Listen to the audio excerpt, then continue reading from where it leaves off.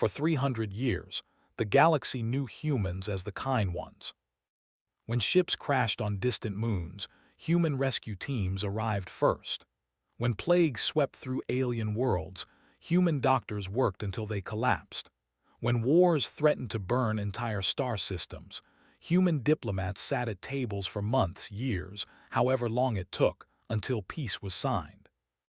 The Concord of 12 species had existed for 5 centuries, but it was humans who made it work. Before humans joined, the Concord was just a place where powerful species argued and weak species begged. Humans changed that. They built hospitals on neutral stations. They created trade routes that helped poor worlds. They sent teachers to planets that had never known education. Ambassador had spent 40 years doing this work. She was old now, her hair white, her face lined with decades of difficult conversations, but her eyes still held warmth. She believed, truly believed, that kindness could change the galaxy. And for a long time she was right. The other species never quite understood humans. There were cold-blooded reptiles who thought only of survival and profit. They watched humans die saving strangers and called it madness. The architects were beings of living crystal who calculated everything. They ran the numbers on human behavior and found it made no logical sense. Helping others cost resources. It brought no clear benefit, yet humans did it anyway. They were the worst at understanding. They were predators, 7 feet tall with scales like black armor and teeth made for tearing flesh. For 10,000 years they had conquered and consumed. They took what they wanted because they were strong and others were weak. That was the natural way, they believed. The strong eat the weak. When they looked at humans, they saw soft creatures. Humans had no claws, no fangs, no armor. They bled easily. They died easily. And they wasted their strength helping others instead of dominating them. The High Predator, a massive creature named the Conqueror, had a saying about humans. They are prey that does not know it is prey. One day we will teach them. Most species in the galaxy had learned something over the centuries. They learned that humans made good friends and bad enemies, not because humans were strong in battle, but because humans never gave up. A human who called you friend would die for you. A human you wronged would spend decades making things right. But some species only learned half the lesson. They saw human kindness and thought it meant human weakness. They saw human mercy and thought it meant humans could not fight back. They were not the only ones who thought this way. Pirates attacked human ships because humans usually tried to negotiate instead of shooting. Slavers captured humans from small colonies because humans rarely sent warships in response. They sent diplomats. They sent rescue teams. They filed complaints with the conquered. For 300 years, this worked well enough. Most humans who were taken were eventually returned. Most wrongs were eventually made right. The system was not perfect, but Ambassador believed in it. She believed that patience and kindness would slowly teach the galaxy a better way. Then came New Geneva. New Geneva was a small human colony on a green world at the edge of conquered space. 400,000 people lived there. Farmers, teachers, doctors, children. It was not a military target. It was not a rich world. It was just a place where humans lived quiet lives. Ambassador's daughter, Maria, lived on New Geneva with her husband and 2 young children, visited when she could, which was not often enough. She had always planned to retire there, to spend her final years watching her grow, to rest after a lifetime of service. They attacked without warning. 30 warships dropped out of faster-than-light travel above New Geneva. They did not make demands. They did not negotiate. They simply landed troops and began taking people. Every human on the planet was rounded up and put in chains. When the news reached the conquered, Ambassador was in a meeting about trade routes. An aide ran in, pale and shaking, and whispered in her ear. For a moment did not move, could not move. Then she stood and walked out without a word. The conquered received the message 3 hours later. The High Predator appeared on screens across the galaxy, sitting on a throne made of bones. Behind him, human prisoners knelt in chains. "The humans have been kind to the galaxy for too long," said. His voice was deep and wet like stones grinding in mud. "They have made others soft. They have spread weakness like a disease that will cure this sickness. We have taken these humans as our property. They will serve us until they die. Any who object may come and try to stop us." He smiled, showing rows of teeth. "We know you will not. Humans do not fight. They talk, they beg, they cry. So cry now, humans, cry for your lost children, and know that this is what kindness earns you." Ambassador requested an emergency meeting with the High Predator. She followed every rule, every protocol. She spoke calmly and clearly, asking for the release of the prisoners. She offered to pay for their freedom. She offered trade agreements, technology, anything they wanted. The High Predator listened, still smiling. His response arrived in a small box delivered to his personal quarters. Inside was a human hand, small and delicate, wearing a ring that recognized. She had given that ring to her daughter on her wedding day. A note was attached. "Your kindness invited this. Send tribute or we send more pieces." Stood alone in her quarters, holding her daughter's hand. She did not cry. She did not scream. She simply stood there very still for a very long time. The galaxy waited to see what humans would do. The architects predicted negotiations. The expected offers of payment. Even humanity's allies prepared messages of sympathy and support. No one was prepared for what actually happened.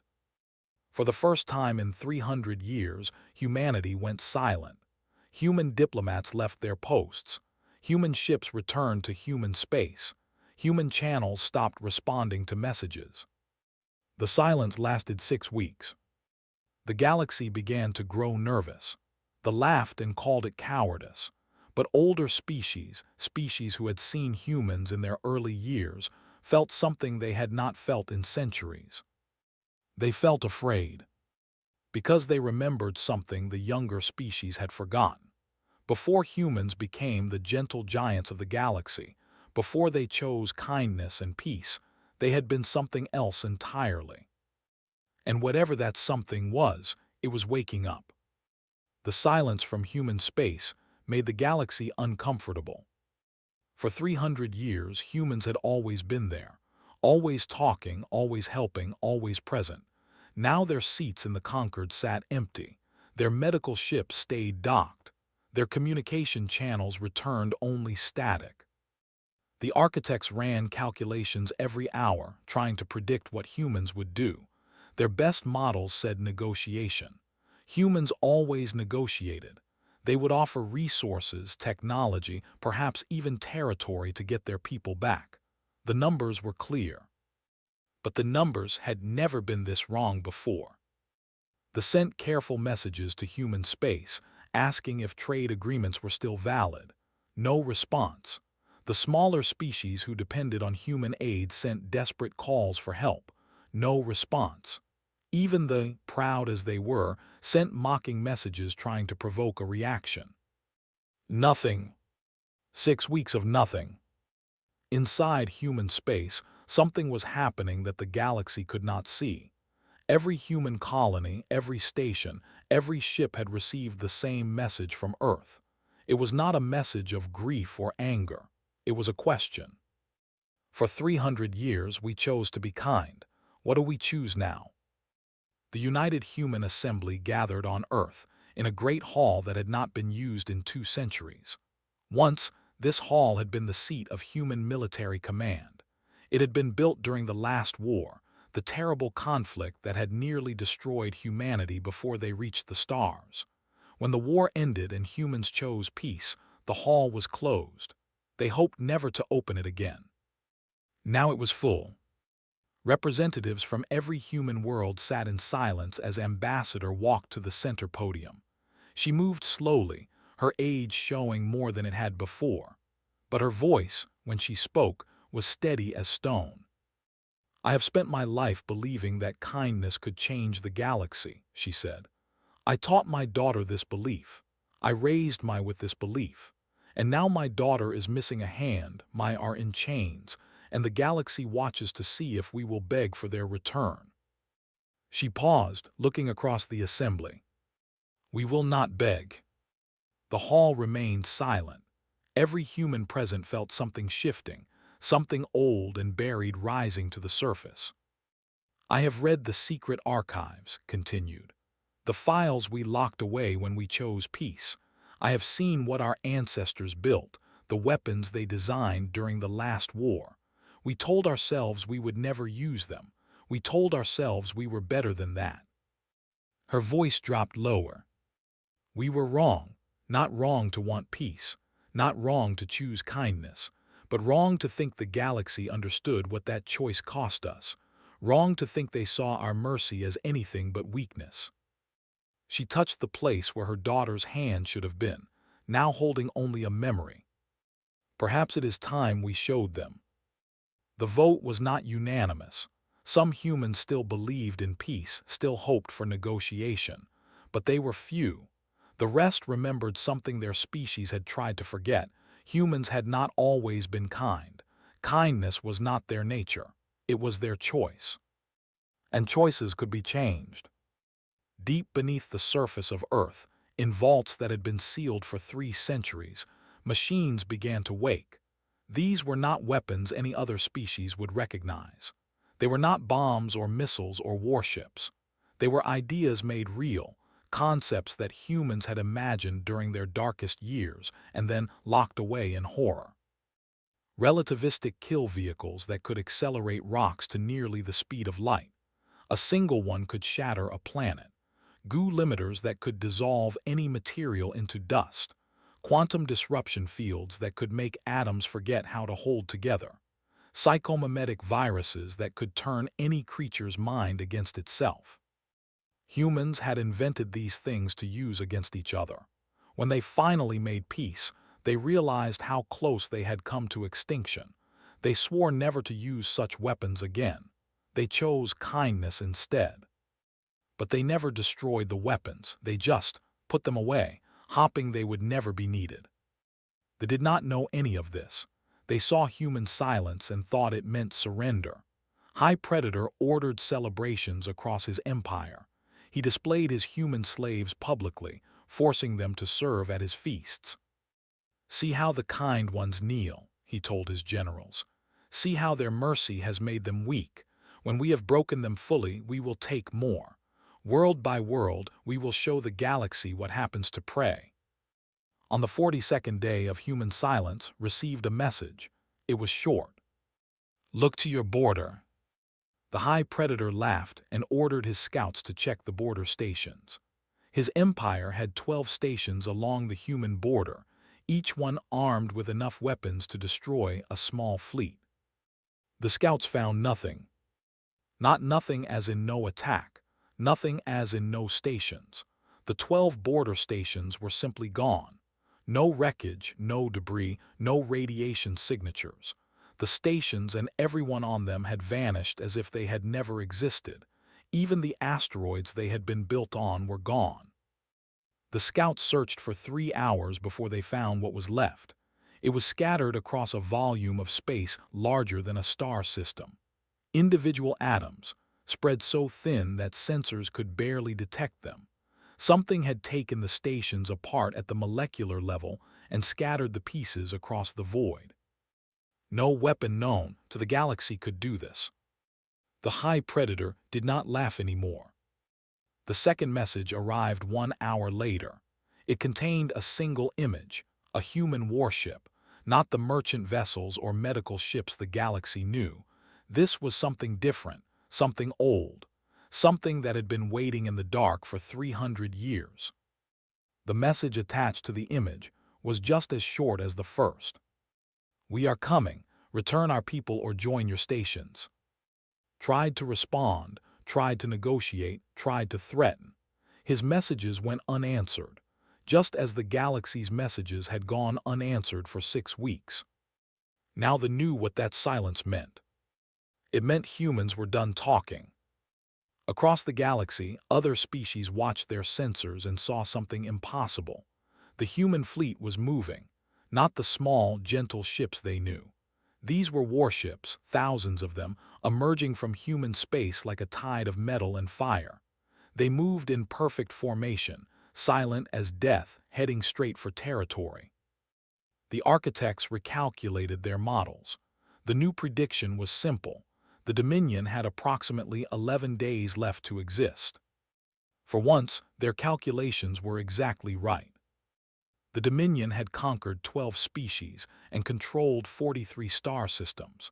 Their military was the third largest in the known galaxy. They had fought wars for 10,000 years and had never lost. The war with humanity lasted 11 days. It was not a war in any way the galaxy understood. They prepared for battle. They gathered their fleets, armed their stations, positioned their armies. They expected humans to fight the way all species fought, with ships and weapons and soldiers clashing in space. Humans did not fight that way.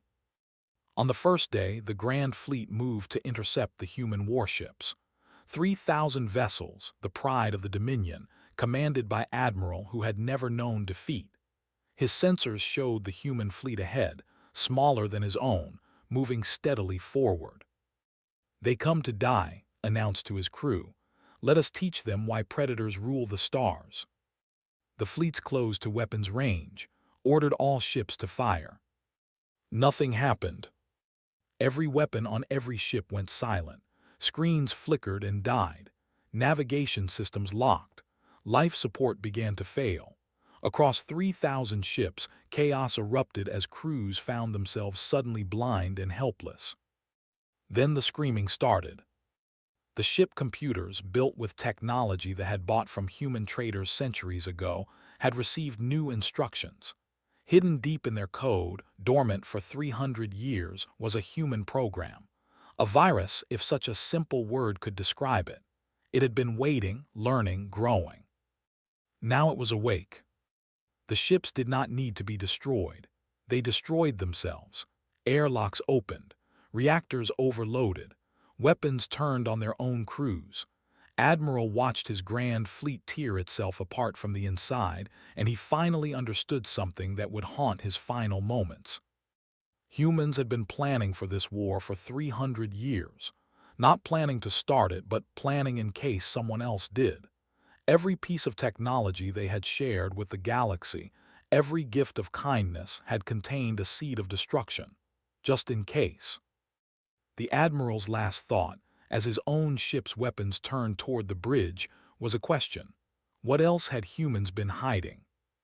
The answer came over the following days. Human ships did not engage in combat. They simply arrived at worlds and switched things off. Defense grids went dark. Communication networks died. Power systems failed. Billions have found themselves suddenly helpless, unable to fight, unable to flee, able only to wait. Some worlds tried to resist. On the fortress world of Prime, the military governor refused to surrender. He had bunkers deep underground, systems that ran on isolated power, weapons that did not connect to any network. He thought he was safe. The humans sent a single soldier.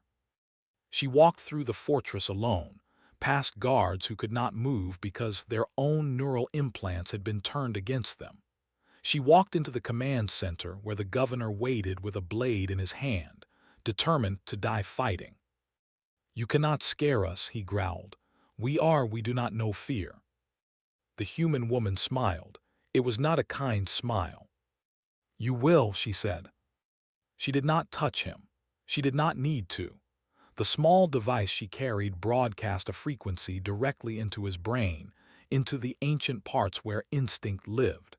It was a sound they had not heard in millions of years, not since their ancestors crawled through swamps avoiding larger predators. It was the sound of something that hunted. The governor, who had killed 100 enemies with his own claws, fell to the ground and screamed like a child. His mind, programmed by evolution to respond to certain signals, could not resist. For the first time in his life, he felt what his species had made others feel for 10,000 years. He felt like prey. Across the Dominion, this scene repeated. Humans understood fear better than any species in the galaxy. They had spent their entire history frightening each other. They knew which sounds made hearts race, which shadows made minds panic, which silences made souls despair. They had used this knowledge to make horror stories and scary movies. Now they used it for war. The High Predator, the Conqueror, hid in his palace as his empire crumbled. He surrounded himself with guards, with weapons, with walls. He told himself he was safe. He told himself humans were still soft, still weak, that this was just tricks and illusions. On the 9th day, he entered his throne room and found a human waiting for him. Not a soldier, not a warrior, just an old woman with white hair and sad eyes. Ambassador stood alone in the center of the room, unarmed, unarmored. The guards who should have protected lay unconscious at their posts. They had not seen her enter. No one had. Hal demanded, reaching for his weapon. "We arrived 6 weeks ago," said quietly. "Before you sent your message, before you sent my daughter's hand, we knew you would attack eventually. We have been watching your kind for centuries, waiting, hoping we were wrong." The High Predator found that his weapon would not fire. He tried to rush forward to tear this human apart with his claws, but his legs would not move. Something in his food, his water, his air had betrayed him. "You should have let them go," said. "You should have returned them and apologized and hoped we would forgive. We probably would have. We have forgiven worse." She walked closer, her footsteps echoing in the great hall. "Instead, you sent me my daughter's hand. You wanted to teach me what my kindness had earned. So now I will teach you what your cruelty has earned."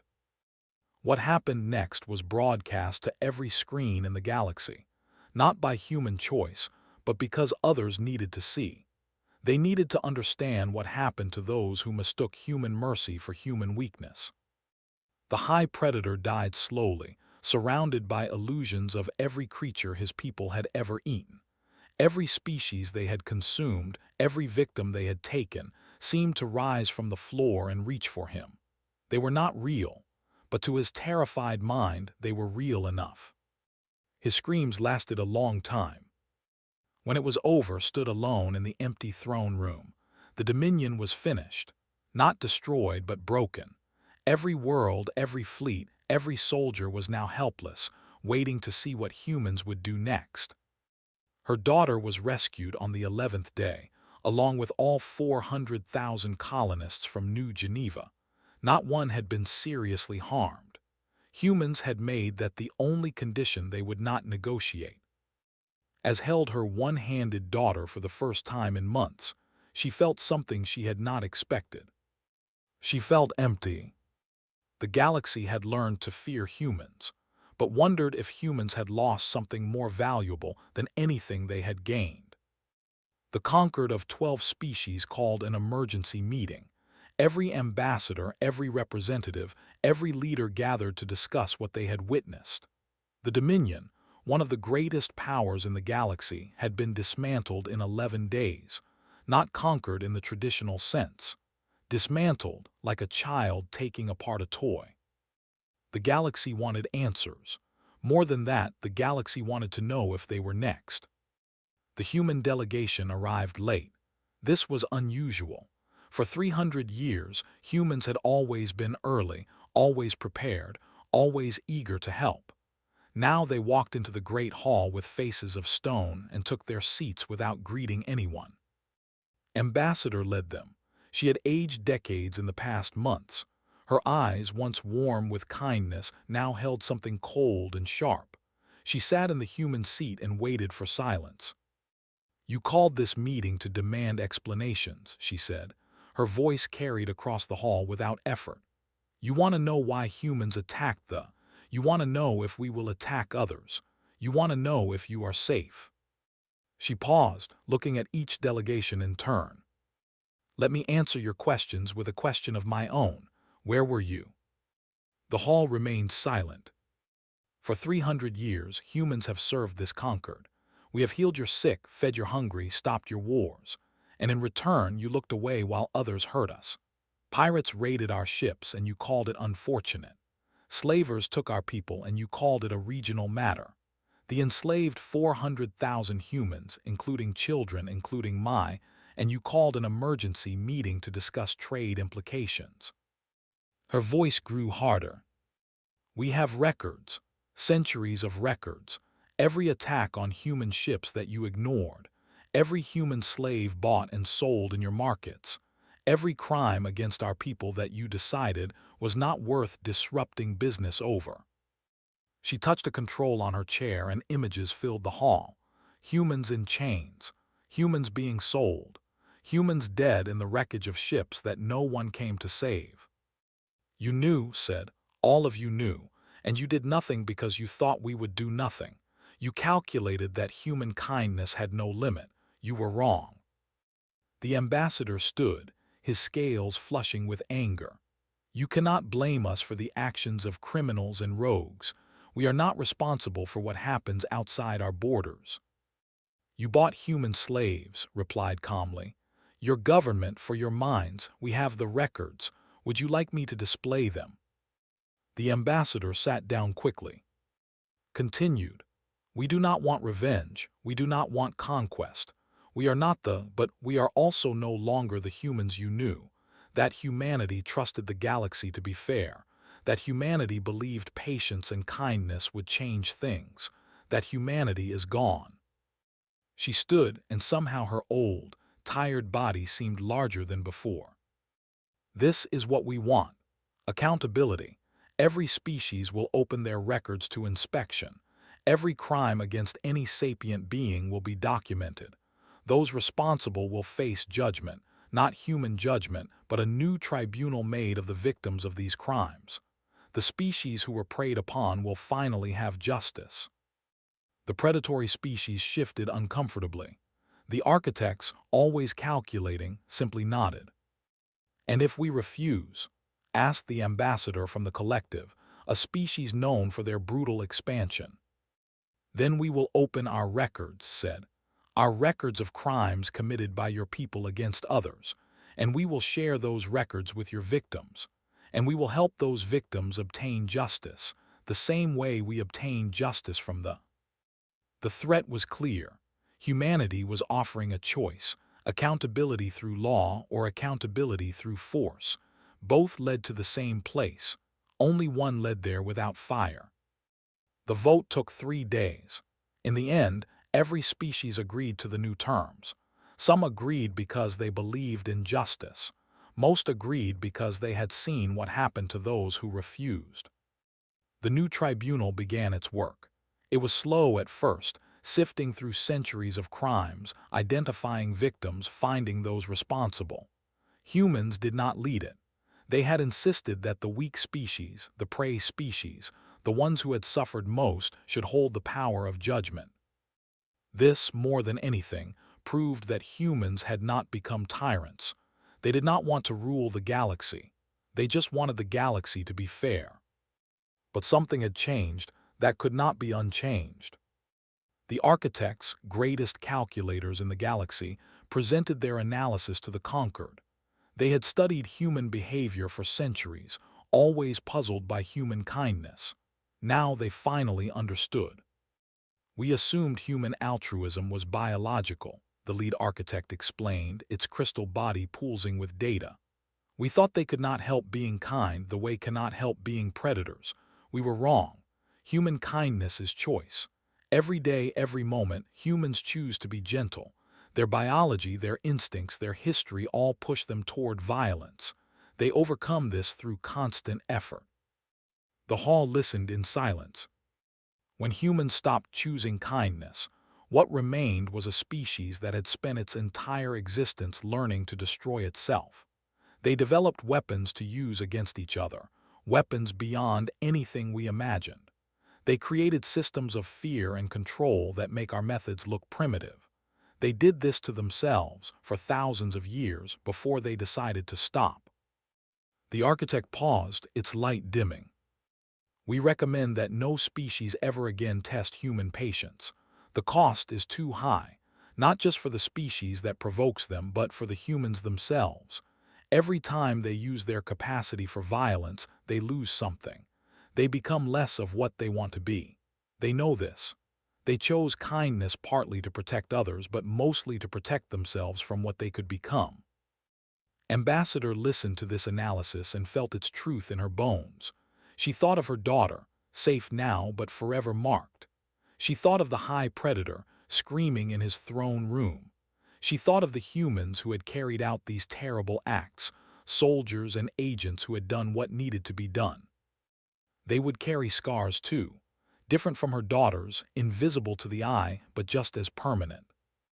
The galaxy had transformed.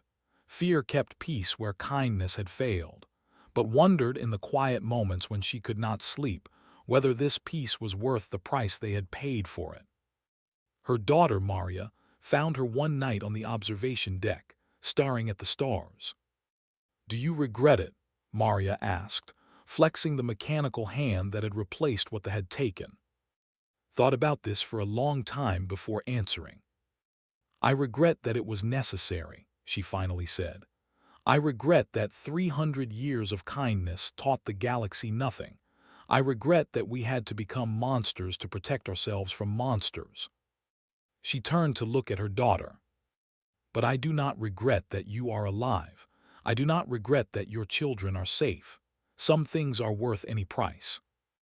Maria nodded slowly. She understood. She had her own regrets, her own scars, her own dark thoughts in the night.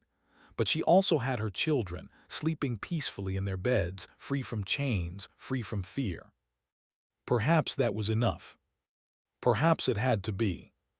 10 years passed, and the galaxy was unrecognizable. The new tribunal had tried over 10,000 criminals. Species that had preyed on others for centuries now faced justice from their victims. The Dominion no longer existed. Its worlds were free, its people scattered, its military dissolved.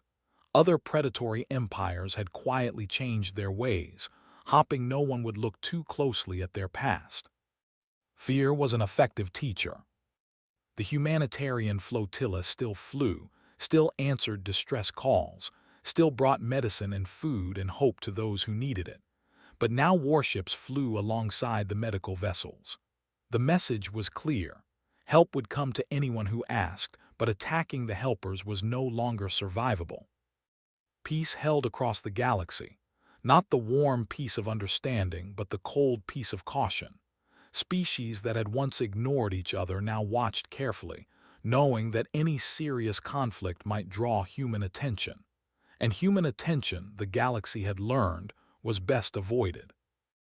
Ambassador retired on a quiet morning, 1 decade after the war. She was very old now, older than most humans lived to be. The weight of what she had done pressed on her bones every day. Her daughter Maria had become something unexpected. After losing her hand, after being freed from Maria had not retreated into safety. Instead, she had become a voice for change. She led movements across human space, arguing that humanity should not rule through fear forever. "We proved our strength," Maria said in speeches across dozens of worlds. "We showed the galaxy what we could do. Now we must show them who we want to be. If we stay monsters, we become no better than those we destroyed." Many disagreed. They argued that the galaxy only understood force, that kindness had been tried and had failed. These voices grew louder every year, pushing for human expansion, human dominance, human control over other species who could not be trusted to behave. Watched this debate from her small home on a quiet world. She had no answers. Both sides were right and both sides were wrong. On the anniversary of her retirement, Maria came to visit. She brought her children, now teenagers, who barely remembered the camps on New Geneva. To them, that terrible time was just a story, a history lesson about something that happened when they were too young to understand. Was grateful for this. She did not want them to carry her memories. Mother and daughter sat on the porch as the sun set, watching the children play in the garden. For a long time, neither spoke. Then Maria asked the question that everyone wanted to know. "Do you think we did the right thing?" Considered this carefully. She had thought about it every day for 10 years. I think we did what we had to do, she finally said. The galaxy gave us no choice. When someone threatens your family, you protect them. When someone refuses to understand words, you speak in a language they understand. She paused, watching the light fade from the sky. But I also think we lost something precious. For 300 years, we defined ourselves by our kindness. We were the helpers, the healers, the peacemakers. That identity gave us purpose. It made us proud of who we were. Maria nodded slowly. And now? Now we are the ones others fear. We have power, but power without kindness is just tyranny with better weapons. We need to find our way back. Not to weakness, not to the naive kindness that let the attack us, but to something stronger. Kindness with teeth, mercy with limits, gentleness backed by the will to act when gentleness fails. The last light faded, and stars appeared above them. We were kind for 300 years, continued, and it cost us nothing except our own peace of mind. Being kind was easy when we had never been truly hurt. We helped others because it felt good, because it was simple, because no one had tested our limits. She touched her daughter's mechanical hand. Now we know what we are capable of. Now we have seen ourselves as monsters, and now we have a choice that matters. We can embrace what we became, let fear rule the galaxy forever. Or we can choose kindness again, knowing what it costs, knowing what we gave up to choose it. Maria was quiet for a moment, then she asked which choice is right. Smiled for the first time in many years, a genuine smile. Both, neither. That is the burden of being human. We are capable of great kindness and great cruelty. We choose every day which we will be. The choice is never final. We can always choose differently tomorrow. She looked up at the stars, at the galaxy her species had shaped through kindness and then through fear. I hope tomorrow's humans choose kindness, real kindness, the kind that costs something. I hope they remember that we did not destroy the because we enjoyed it. We did it because we had no other choice. And then I hope they spend the rest of their lives making sure no one ever takes that choice away from us again. 6 months later, Ambassador died peacefully in her sleep. Her funeral was attended by representatives from every species in the galaxy.